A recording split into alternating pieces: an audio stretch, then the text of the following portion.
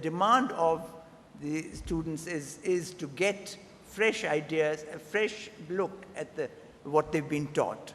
That's, I think, and it's the historians and the government. And I was asking Tahir Abdullah, maybe she's influential in Islamabad and can get the textbook boards to really, and get the ministries to really give, because it's the federal government which gives the textbooks and decides on them, that they should really get something neutral and something more like history to be given to schools than what we are getting now.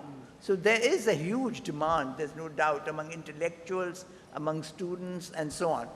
But unfortunately, in this country, it's really up to the government, to the Ministry of Education, the federal government, to give that thing. Now, when I was a minister for a short while, we were really looking into textbooks and revising them and taking out all the repetitions and the boring stuff. And a lot of good work was done. But I don't think that those textbooks have still been introduced into government schools. So there has to be a huge will among the people, and the demand has to be greater than it is now. I'm very sorry to say we're going to have to draw this to a close, because otherwise we're going to make the next session very late. There's so many interesting questions come up here, and I know that several people here, I'm sure, would like to add and respond. But I think people will be signing books and be around, so perhaps anyone who has further questions to ask can collar one of us later on. Thank you very much for coming and attending. Please enjoy the next session, and a round of applause for the panelists.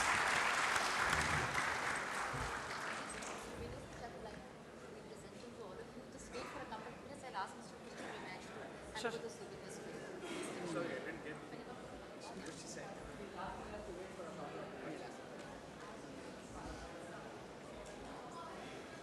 that okay? Don't make it too late. How you stick to You know, yesterday was an hour and a half late. Yeah, so it's much better to tighter. Hi, Shirin. What?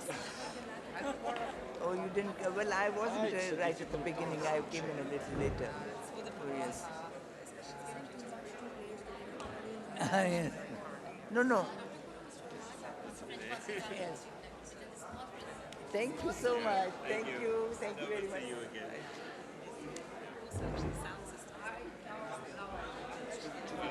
Unfortunately, could not make it to Karachi because she never got her visa in time. And so I'd like to express her sort of regrets, and she sent me a long email. She was very keen to be here and lead this session and the discussion this morning. So I'm filling in for her. My name is Raza Rumi, and before we start, I'd like all the participants of this panel to introduce themselves in their own voice. Would you start, please? My name is Peter Panke.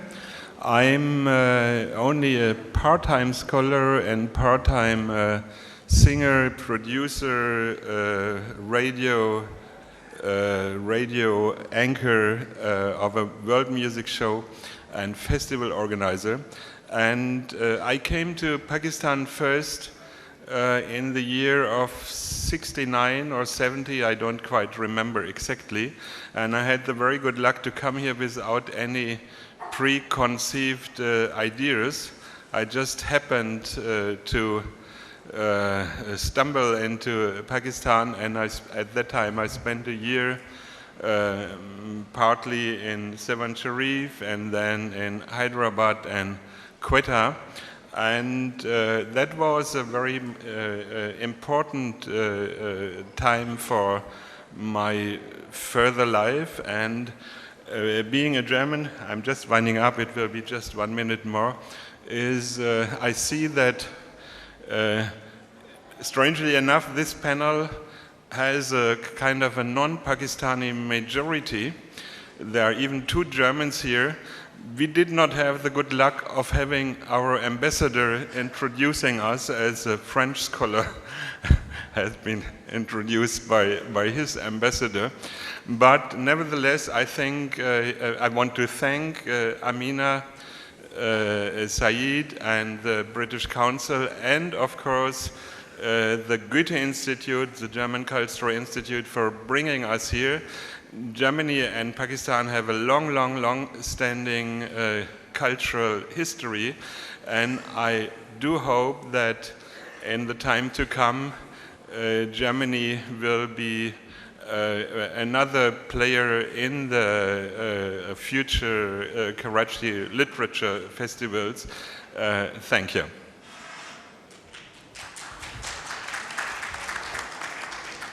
Assalamu alaikum. My name is Samina Qureshi. I am from Karachi, and I have spent my life in cultural studies and in trying to preserve the very valuable living traditions of Pakistan.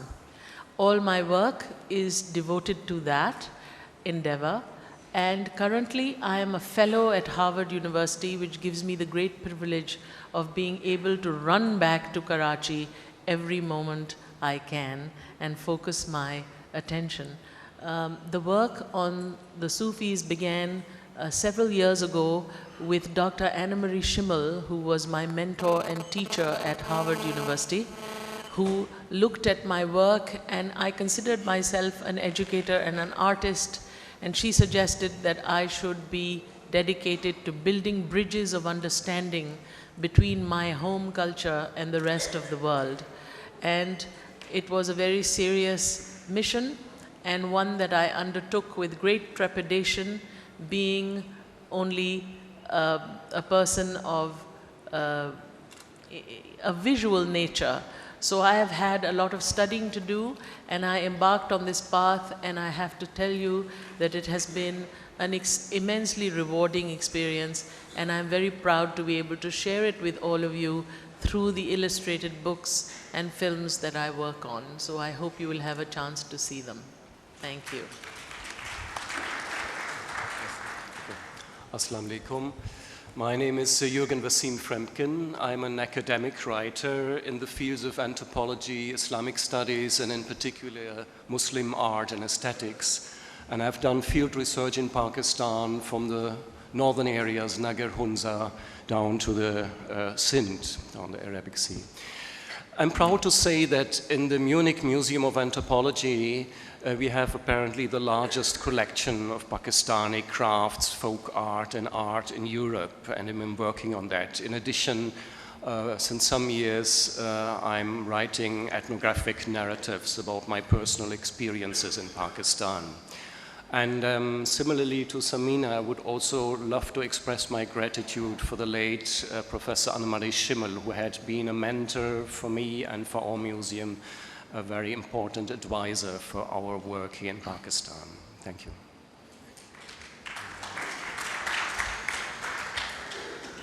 My name is Michel Boivin. I'm French. I am research fellow in the same research center than Professor Racine, the Center for Indian and South Asian Studies, the biggest center of South Asia in France.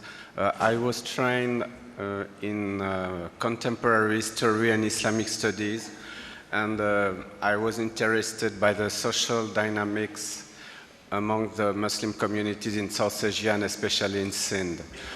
First, I was working on the different Muslim communities, especially the Ismaili, and later on I turned to Sufism, to some Sufi center.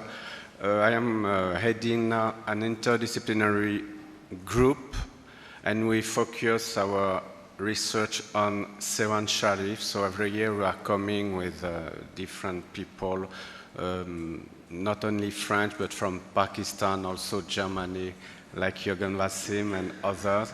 And so we plan after maybe next year to begin to write, because we were already able to go 3 times to Sewan, and then we are supposed to accomplish the 4th one for the Urs in July. Thank you. Okay, we can formally begin now. I think while there are diverse faces and meanings of Sufism to many people, and also, as you can see, the panelists have a very rich background in various facets of the whole movement. I think in Pakistan, what we face is a kind of march of a particular ideology within Islam, which endangers Sufi shrines. And over the past 2 years or so, we have seen repeated attacks on these shrines and increasing sort of intolerance of what Sufi practices are. I mean, they have been labeled as un-Islamic or unacceptable. And I think I would like to start with that, with you, Samina ji, because that is something that's very close to our sort of day-to-day existential reality here. So I'd like to hear what you have to say about that. It should be remembered that Islam came to this region through the Sufis. The Sufis came here as teachers. And one of the mandates of the belief is that in the search for the unity between an individual and the divine, you go far away from the familiar to seek to serve humanity. So the teachers came here all over this region and began their teaching. And they were very simple people who did not have shrines. They just had a place. Bit Shah is a sand dune where the man sat and wrote his wonderful ballads and invented his musical instruments. And it was the followers that built these sanctuaries in commemoration of the teacher that the peer or the sheikh that they followed. So in the lifetime of some of these sheikhs, they did have khanqahs or the place of gathering where these teachings were held. It was later that they were embellished and made into these large complexes that now are civic centers. It should be remembered that they are the ministry for the poor. This is where people go and offer food to feed the hungry and sustenance for the soul for those that are troubled and people that are psychologically disturbed, that don't understand where to go or what to do. They follow these situations by arriving at these shrines. So why the violence? I think there are two reasons that come to my mind. One, that it's an all-inclusive philosophy. All are welcome. You don't have to practice a particular brand of any particular religion. You really are, it's about humanity. And perhaps that is against some of the tenets of the more formal following of certain beliefs. The real Sufis really are based in the teachings of Islam. It's the mystical dimension of Islam. Why is that not highlighted? The underbelly of all this is that there is a lot of money in shrines. And I think violence is always a lethal mix of ideology and money. So somewhere in there lies the truth of why there are these targeted situations. The people who suffer, it's on Thursday nights that people gather at these places to understand the homage to Allah in the form of qawwalis, and these are a way of achieving an ecstatic union or an understanding that there is a higher reality. It really isn't something that is forbidden. It is in praise of Allah in all forms that I have experienced in my wanderings over the years, over many, many shrines in the subcontinent. However, as I said, there are certain nefarious activities that do go on that we as Pakistanis should be aware of, using these places as caches for ammunition or using them as fronts for drugs or other illegal activities. Does that happen? I think so. But Is it fair to destroy them? I think not.